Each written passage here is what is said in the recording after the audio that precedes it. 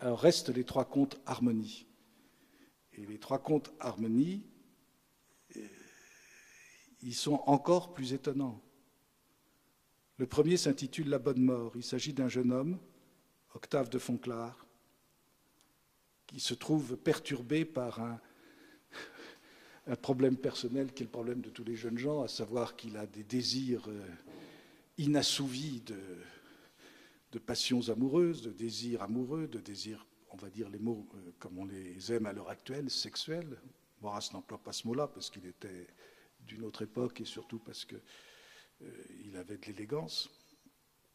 Et donc ce garçon jeune est ravagé par le besoin de satisfaire ses envies. Et alors c'est très très bien décrit. Ce jeune Octave de Fonclare, c'est une figure extrêmement sympathique. Il est l'élève, le disciple des bons pères des 5 heures de Jésus et de Marie. Et il voudrait vivre une vie tout à fait belle, tout à fait édifiante. Et en même temps, il a le souci de la confession. D'autant plus qu'il va communier. Il va aborder l'époque de sa communion. À l'époque, comme on sait, la communion se faisait à 14 ans. C'était avant Pie X. Et donc, il se prépare. Il est préparé. Et en même temps qu'il est préparé, il est tourmenté. Il est d'autant plus tourmenté qu'il a été malade et qu'il a passé de longs jours dans une propriété familiale et qu'il visitait la bibliothèque de son père où il allait voir les livres libertins. Alors, ce conte est extrêmement vivant. On note quelque chose de très réel, de très vif. Et c'est écrit dans une langue en plus vraiment tout à fait magnifique. Et tout cela est allégorique. Si vous prenez ça au sens premier, Maurras raconte un petit récit à la vérité totalement insignifiant. Et si ce que j'ai dit précédemment est vrai, et permettez-moi de vous dire, j'ose le dire, à partir du moment où cette explication est donnée, je ne vois pas comment on peut revenir en arrière. Il me semble être arrivé, après quand même un certain temps de réflexion, et après avoir dit beaucoup de choses dans ma vie, à un moment où je puis me permettre, sans aucune autre considération, d'affirmer une chose pareille. C'est-à-dire, puisque c'est dit, c'est dit. Et si c'est ça, c'est ça. Et il faut arrêter le reste. Enfin, il en est de même pour ce conte, c'est évident. Donc c'est autre chose. Et le jeune Octave de Fonclare représente, en fait, de manière symbolique, on va dire plus réellement allégorique, il représente un jeune projet politique, religieux, profondément religieux. Et il a 14 ans. Le conte est écrit dans les années 94. Et donc ça nous fait remonter aux années 1880.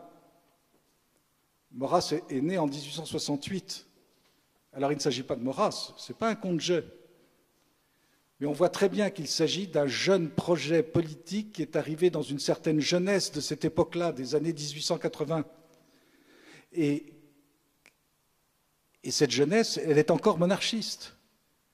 Et c'est un projet monarcho-chrétien, profondément chrétien. Et ça a parfaitement existé, tout le monde le sait. Ce n'est pas parce qu'on ne relit pas les journaux de l'époque, mais quand on lit les journaux de l'époque, les revues de l'époque, il y a eu un renouveau à la fois chrétien, catholique et monarchiste autour des années 1880, et qui était d'autant plus vif que précisément on avait assisté à un échec électoral, à un profond échec électoral. Et donc il y a eu une volonté de relancer un nouveau projet. Et cet Octave de Fonclare, c'est exprès qu'il lui donne une particule, et Fonclare veut dire de la fontaine claire, et c'est merveilleux, car quand on sait la symbolique, quand on raffine sur la symbolique du chemin de paradis, qui sera également la symbolique des poésies de Maurras et la symbolique du monde Saturne, la fontaine claire, c'est la politique claire, il rêve de politique claire. Et alors, il a un souci, cet homme, C'est qu'en réalité, il veut aller dans la nature. Et la nature, elle est faite de quoi? De l'accouplement. De l'accouplement avec les réalités. C'est pas du tout, c'est une représentation, ça n'a rien du tout de sexuel au sens vulgaire du terme. Il s'agit ici d'une représentation symbolique. Donc ce qu'il veut, c'est la fécondité. Ce qu'il veut, c'est avoir des passions réelles, c'est-à-dire satisfaire des passions concrètes. Et donc, d'une certaine manière, de rentrer dans la vérité de la vie. Car il a lu dans la bibliothèque de son père, c'est-à-dire, ce n'est pas forcément les livres libertins, mais pas du tout, c'est qu'il a lu les livres politiques qui se trouvent dans la bibliothèque de son père. Il a lu quoi, cet Octave de Fonclare? Eh bien, il a lu les grands auteurs de la politique, depuis Bodin jusqu'à Montesquieu, et il sait très bien que pour réussir un projet politique, il faut lui donner des satisfactions passionnelles, bien sûr. Alors il a compris ça. Et le problème, c'est qu'il a les curés. Pardonnez-moi de parler de cette façon-là. Il a les prêtres, et les prêtres qui le rappellent à l'ordre. Et lui, le malheureux, il se confesse parce qu'on lui a mis un scrupule.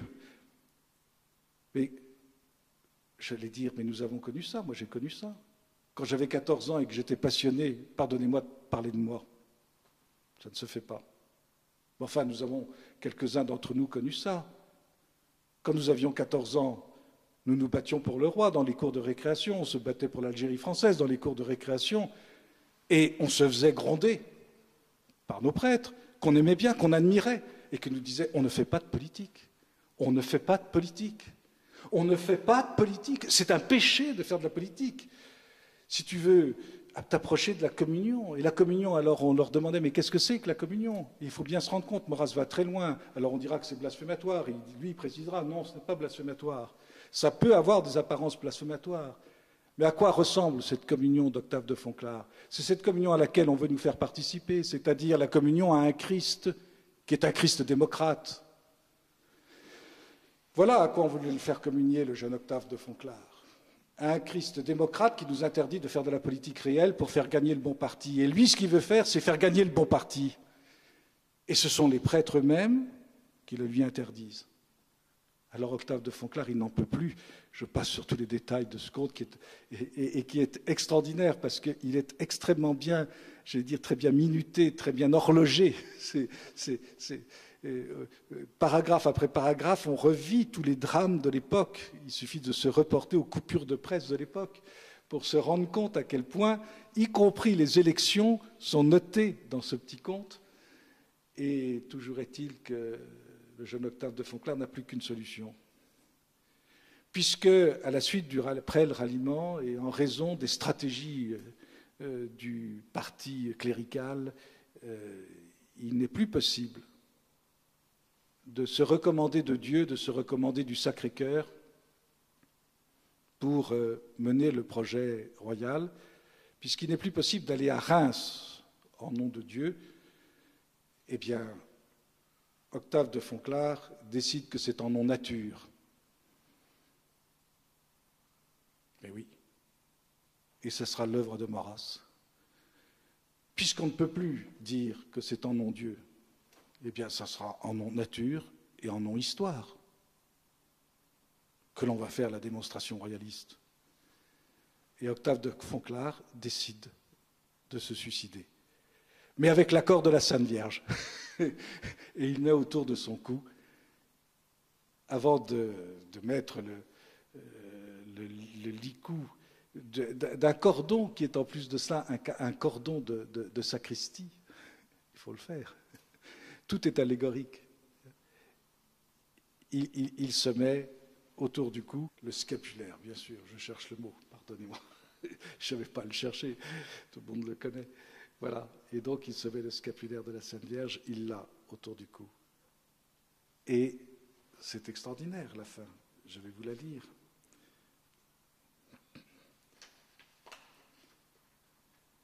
Certes, dit-il, Seigneur Jésus, je vais finir comme Judas, celui-là dont vous dites qu'il aurait mieux valu qu'il n'eût jamais été. Mais je ne suis point exposé à de telles malédictions. La sainte image est sur mon cœur.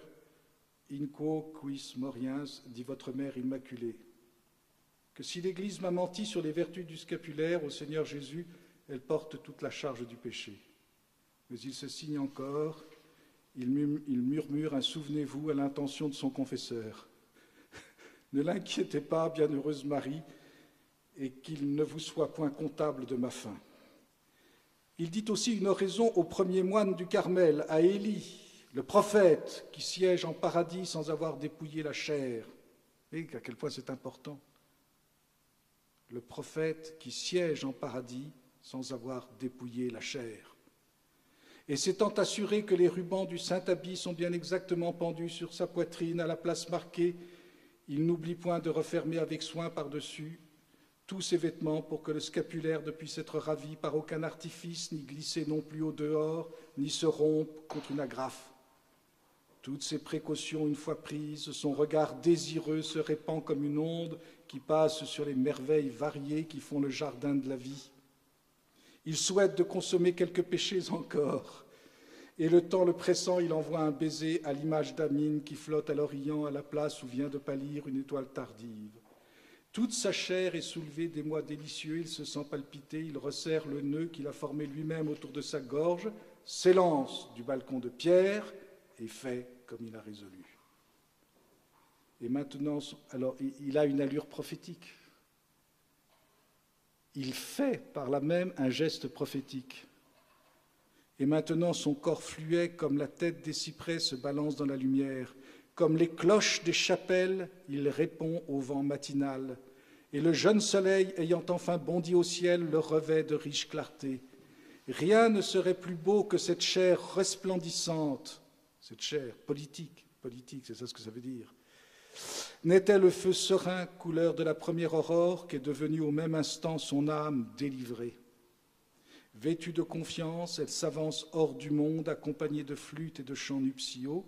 Sur la rive opposée, l'odeur des lys, unie à la fleur d'olivier, à la sagesse, les lys unis à la fleur d'olivier, présagent la venue de la Vierge Marie, chantant avec ses filles selon les harpes de David. Béni soit-il celui qui vient, il a lié la terre au ciel. Ce conte est extraordinaire et compris dans sa véritable portée, il a une signification d'une profondeur infinie. Il ne s'agit pas de Maurras, il s'agit d'une jeune génération qui a été obligée de se sacrifier dans ses désirs de réussir et qui l'a fait au nom de la Vierge Marie parce qu'ils ont confiance dans la Vierge Marie qui est la patronne de la France. Et cela va permettre de faire éclore une autre philosophie qui sera une philosophie naturelle pour le salut de la patrie.